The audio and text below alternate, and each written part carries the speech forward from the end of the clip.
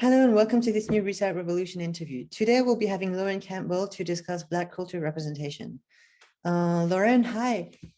Hi. Would you mind introducing yourself shortly? Yeah, sure. What do you want to know? Hi everyone. I'm Lauren. I'm American born, Jamaican raised. I do a lot of social justice work at ISP through, I'm gonna, shamelessly plug it here, the the On Justice podcast and the On Justice group. You should check us out on Instagram. All right, thank you so much. So can you briefly explain the issue with the representation of Black culture in media? Yeah. So that's a really big can of worms, I must say. I think the first problem that people face is that the whole concept of a Black culture, because a lot of people will look at Black culture as if it's a monolith, whereas it's really different. There's a shared experience of racism across the global Black community in one form or another.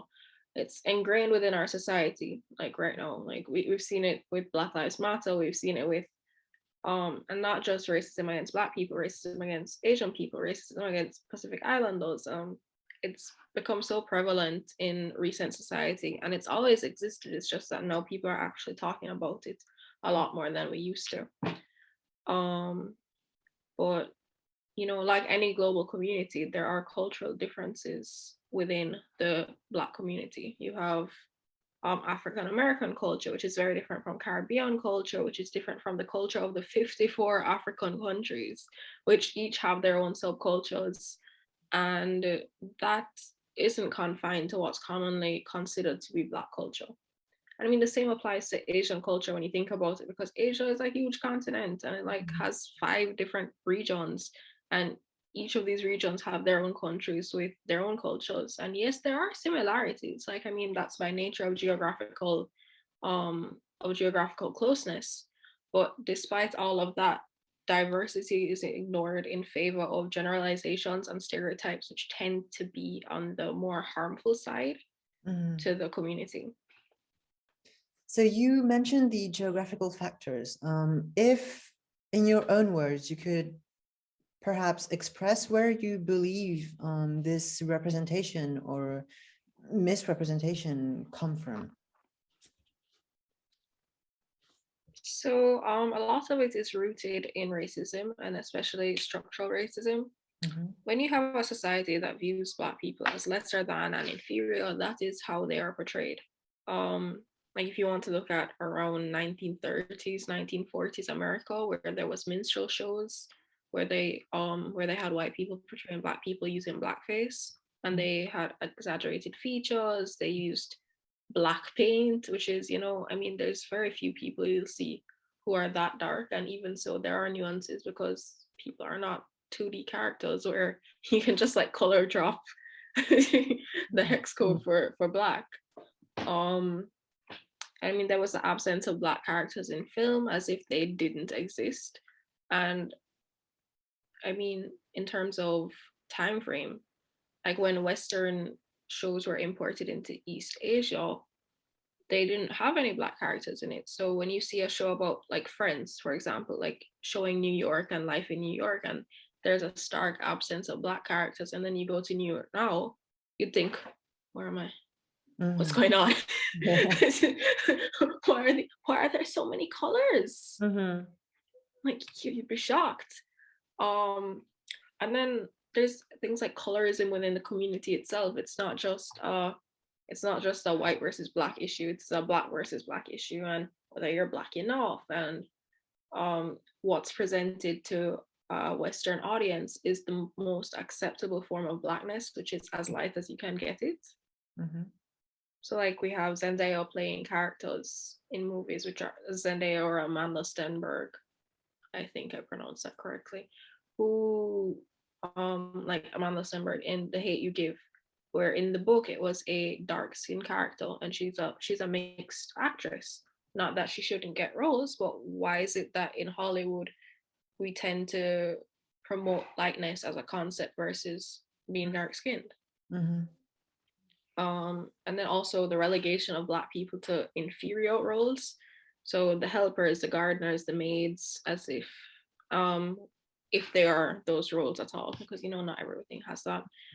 And then those depictions have evolved over the years to the stereotypes that you have in media today. I mean, Black people loving fried chicken and watermelon, the overrepresentation of gang culture, drug use,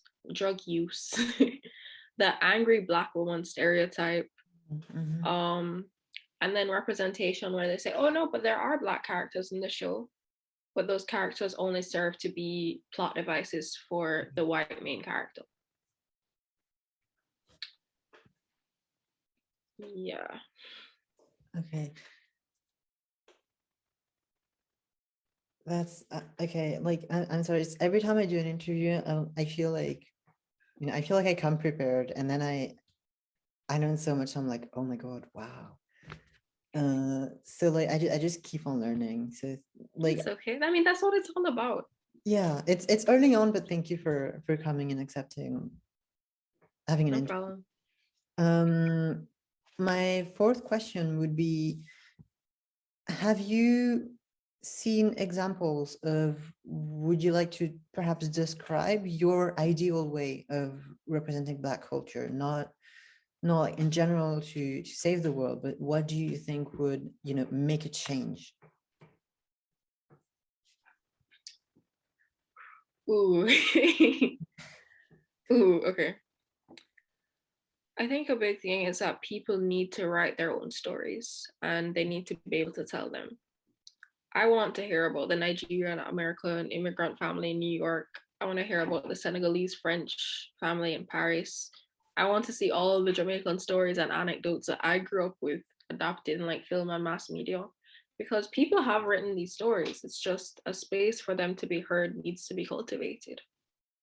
But I mean, part of the problem is misrepresentation of Black culture isn't just the crazy fried chicken eating angry Black woman you see in movies, but it's a lack of the desire to appreciate and celebrate ethnic differences between people in the community. It's more than just a media issue, and specifically more than just an American media issue, because it happens within the Black community as well. Like, okay, so I was talking to my friend a couple hours ago before doing this, and she gave me a really, really great example. In Get Out, you know Get Out, right?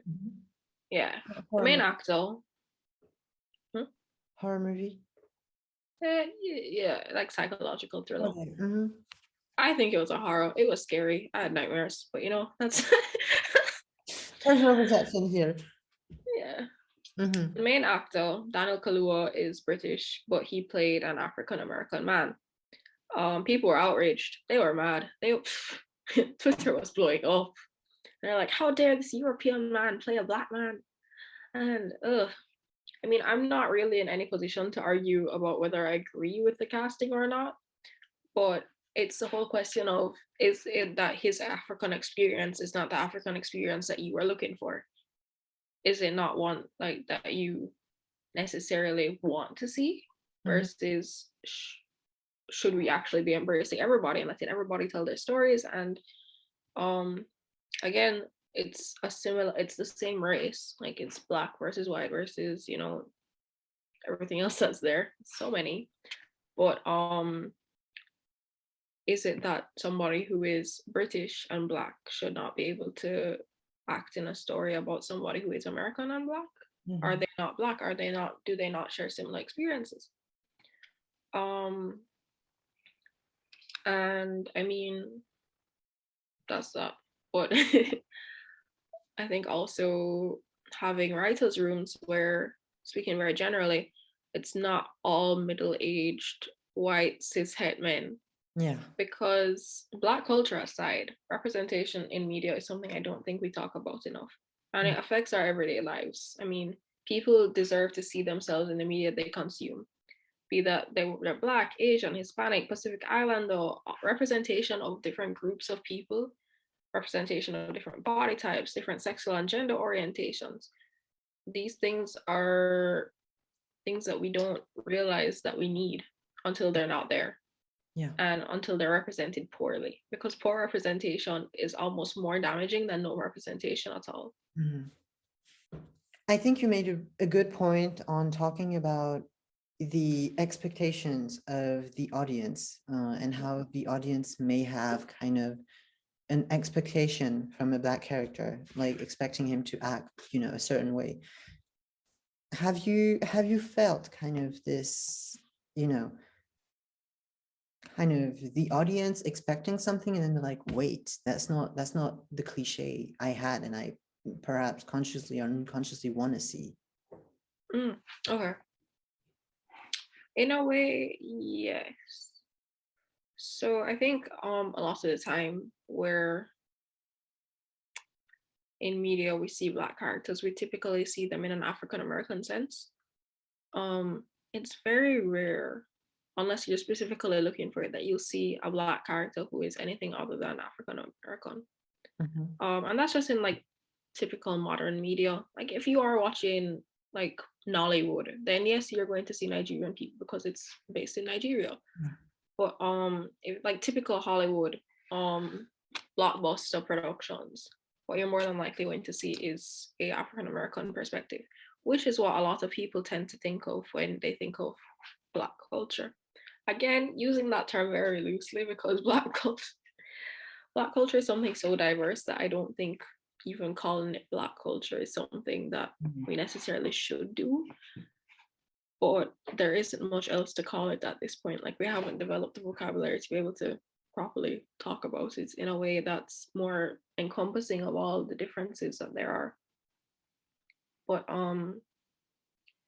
I think despite the increase of representation in media today, it's not always good representation, and it is what people expect it to be. And when it all of a sudden isn't, it becomes a question of, oh, is this a diversity push? Is this, oh, they're just trying not to get cancelled? Mm. Um, things like, trying to think of something. Like, okay, when Black Panther came out, revolutionary. It was almost all Black cast, like a story about Black people, and oh, and that's a whole other thing. Like when there's Black people in white stories, like a story about Black people written by Black people, Mhm. surrounding their struggles and not just the bad parts of being Black, but the good parts and the technology and the innovation and then the fashion. And oh, Black Panther was a cultural reset, and we know it. We know it.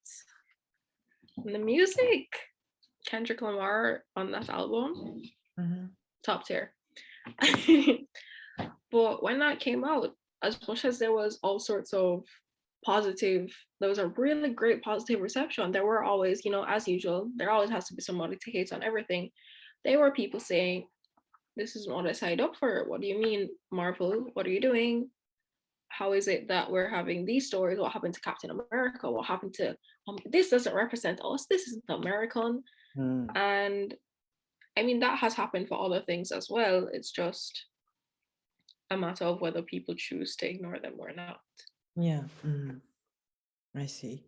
So I think so. Talking about Black Panther and movie plots reminds me of this information I saw on my Instagram a few months ago, maybe, about this notion of using Black actors, Black characters as pawns in scenarios to kind of show some diversity, if I can say it that way, in movies. And I think it's well, it's unfortunately interesting to notice how maybe there's kind of a pressure to actually represent and diversify sort of the media in our countries, but in Western countries. But do you think there's this kind of unspoken pressure to include diversity and show, look, we're good, we're open and everything? Mhm. Yeah, no, for sure. I think I don't even think it's unspoken. I think like I love going back to Twitter on things like this because whenever something's wrong, people are so quick to cancel them on Twitter and just to call out people. And honestly, I'm here for the calling out, not so here for the canceling. Yeah. Um, but I think Western media nowadays, they do feel pressure because people are noticing the lack of representation, and so they'll just stick in a black character, somewhere, stick in a gay character, you know. Oh, that one is trans. You can't say we're not diverse. Look at us. We're so diverse. We have Mhm. all of 3 minority characters in our 50-person cast. Yeah. Yeah, I mean it's definitely true. Like we have seen time and time again how these minority characters are used to be plot devices. They're used kind of as sounding boards for the white characters to express their problems and um oh I'm in so like they're either super wise and have all the answers to every problem ever for the white person, or they're there as a comic relief because the white person alone isn't funny enough. So let's just have one character who is so two-dimensional and is just funny. Mm-hmm. Or, it's almost as if it was written to be a white character, but they just so happen to be black. I know this. I keep on remembering examples from all the movies I watched, and it seems so obvious, yet I've only seen it being called that once. I've seen it being called out in. Sorry, I'm anxiously laughing, but like, I don't feel it as a personal offense or anything because I can't understand, and I try to, remain supportive and actually learning and, opening my mind. But I watched Emily in Paris, and yes, I did. That happened. I And watched it too. I don't blame you.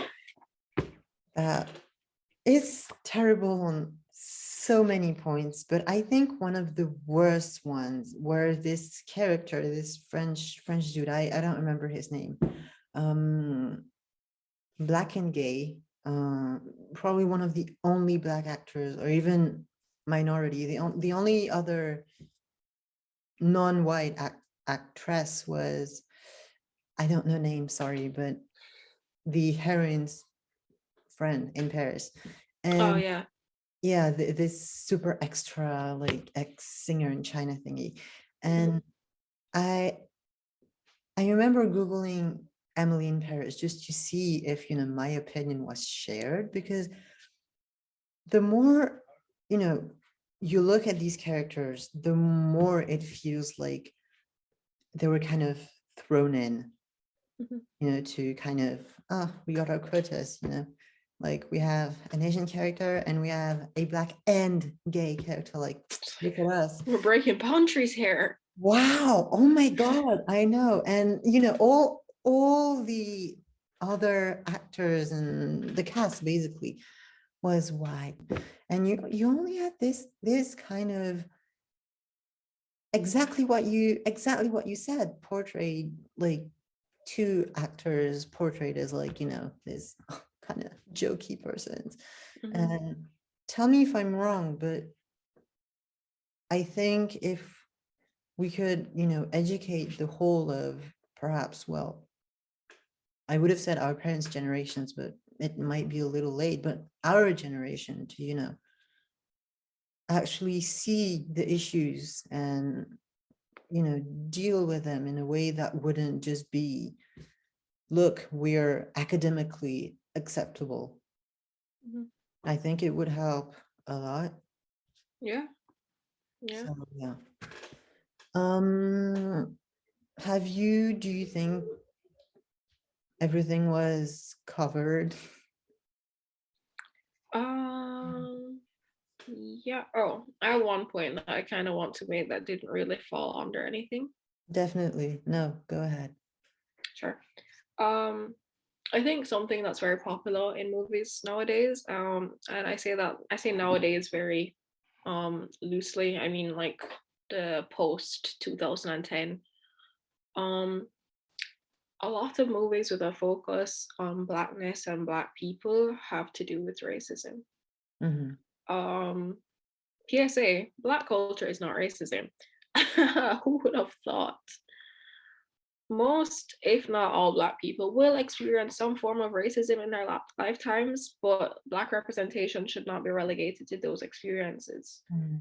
Yes, it's important to talk about, and I think 12 Years a Slave was an excellent movie, and it deserved to win all the awards that it did. But these shouldn't be the only stories that we're telling and celebrating. Black culture, quote unquote, because I don't like that term, is so rich and diverse, and it has so many unique faith positions. It has art and food and fashion and dialects, which are all commonly crowded under AAVE, although they are different. And music, like Black people have influenced so much music in the past like 60 years. It's ridiculous. And we don't really talk about those stories. And these are the ones which are, in a way, isolated from white society because it's not directly related to the oppression of Black people by white people. Mhm. And I mean, it's a difference. Is it's the it's in a way being able to be ourselves as a community. It's the This is part of the Black story. This Mhm. is not the Black story as told by the white people or the Black story as made digestible for the white audience. This is just the Black story, Mhm. and it focuses on the different aspects and the different positions because obviously AAVE is African American Vernacular English. I happen to understand it because I grew up on the internet. I mean, you learn all sorts of things on the internet. But I also speak Patois because I'm Jamaican and I grew up in Jamaica, which is a different experience entirely from being African American. And that's something that I've realized a lot more recently since I've moved to Paris, especially as an international school, because people ask me things which are very unique to African American culture and expect me to have all the answers because, oh, aren't you Black? I'm like, Mhm. yeah, but not in the way that you think I am. Mhm. I guess, oh, ooh, especially with the whole idea of the projects and um being like police brutality. Um, it is different everywhere you go, and there's different focuses everywhere you are. I mean, in terms of being Black versus white in America, yes, if you're Black, you're more likely to be targeted by the police if they see you with a sandwich in your hand. Versus in Jamaica, it's a um, majority of the population is Black, and you're not going to have those experiences where you're walking on the road with a sandwich in your hand and the police stops you.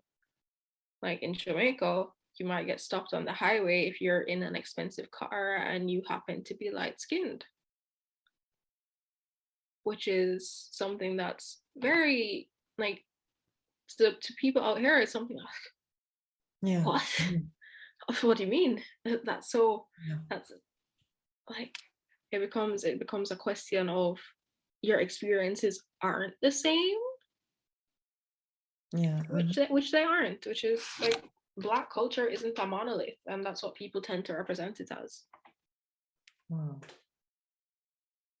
Yeah, it is like the more, the more this interview goes on, the more, I start seeing the topic from other angles. And it is true that we we as like residents from Western countries wouldn't really see see it that way, sort of. Like it is true that when you said in Jamaica you might be stopped on the highway in an expensive car if you're light skinned, it is I did have this kind of moment of, oh wait, yeah, because like it is true. We only see it the way we have it right under our eyes. So you also talked about being kind of this expected ambassador, I could say, kind of people expecting you to speak out for everyone else, kind of. And especially since you moved to Paris. So have you, I know in France it's a big issue. We often take one person from one minority and we make him, her, they talk about everything that might be linked to, well, their community. And so I was wondering, how did you sort of see this happen compared to Jamaica, where you lived before coming to Paris? Did you kind of have it as a wave to your face, or was it progressively one person, then two people, five people? It was something I kind of expected because, you read stories online, people will be like, oh yeah, in my predominantly white institution, I'm expected to have all the answers because I am not white, or because I am not Christian, or because I am not secular. They're expected to have all the answers to any question revolving around what it is that they are. So there was an expectation of it happening. And I mean, it's not the first time I've been the only POC in a situation. Granted, my first school, yes, but like I've been abroad for Key Club trips, which is an all service club. It's a service club that I was a part of back home, and we've been in like it wasn't me alone, but like a couple of us would be in a workshop with some white people or even Asian people, and the presenter might bring up something that's a typical black experience, and they'd kind of just spin around and look at you because they expect you to know. And it's like, okay, it's nice to be called out, sure, but also no, in a way. And the same thing happened when I came to ISB. It was somebody had said something about like Black Lives Matter in class, like saying how it was one of the things that had happened over quarantine. Like 5 different people just looked at me at the same time, and I was like, oh, okay. I know Okay. I'm cute, but like you don't have to look at me. And then even part of the reason why I got involved with the podcast was because they kind of came to me and said, hey, you're not white and we want to hear your perspective, which I appreciate because that is what people have to do. It's just that it in a way there's some pressure involved because as the only like in our grade, Yeah. if you like, I'm the only Black person in our grade. Yeah. That being said, I'm mixed. I'm not Black alone. But in terms like ease of conversation, I just refer to myself as Black. But I am mixed. Well, no, Leia's here. Leia's biracial though. But in terms of being expected to, be involved and get involved, and like, yes, you need people to tell their own stories and people to be able to express themselves and what they experience. It's just a lot of the time they're relied on for things you could Google, which is the annoying part. Because when it's like asking, like even this, right? I'm happy to do this. I don't feel like any pressure when you asked me to, come and talk about representation, because it is something that I think needs to be talked about more. I am somebody who is involved in social justice and activism. So it's like not a stretch to be like, hey, come on, talk about this thing for half an hour with me, versus if it was that you had approached it like, oh, you are a person who should know about this because you are a person who is affected by this, therefore you should come and do this. Because that's like, thanks but no thanks. In a way. Yeah, and I mean, as the year goes by and people get more educated about the people they're around, obviously it decreases. Like if you said Black Lives Matter in class now, I don't think anybody would turn around. But it's kind of like that sense of newness in a way. It's a novelty. So of course you turn around and look when it's the first time. Mm, And then as it goes by, it decreases because it's more normalized and it becomes something that you're used to. okay, yeah, I see. Well, thank you so much for talking about everything we covered today, which is unfortunately such a small part of everything. Well, I wouldn't really know how to express this, but everything else kind of, which is even Yeah. broader. So thank you Yeah, so it's much. not even all of representation. It's such a big topic. And Yeah, I also can't ever talk for the entire community, so I'll just leave that as a kind of disclaimer. These are all my views. mm. I'm one person. And well, definitely to people who are watching us, please definitely don't hesitate to, interact or ask questions or add point of views in the comments. That would be greatly appreciated. Lauren, do you have anything else you'd like to mention? Yeah, sure. If you want to learn more about anything we've talked about today, there are some really great articles, studies, and videos online that you should totally check out. Jay Alyssal writes, T Noor, Khadija Mboy on YouTube. PBS had a pretty solid article that I read, and I can promise you that I will more than likely have some new resources on the @I Speaks on Justice Instagram about this topic by the end of the week if you want to check any of those out. And thank you so much, Vincent, for having me. Thank you so much for coming here. Just wanted to make clear that this video will be published on Reset Revolution, both Instagram and YouTube, and on ISpeaks on Justice as a podcast. Yeah. Thank you very much for coming here today, and goodbye. Bye.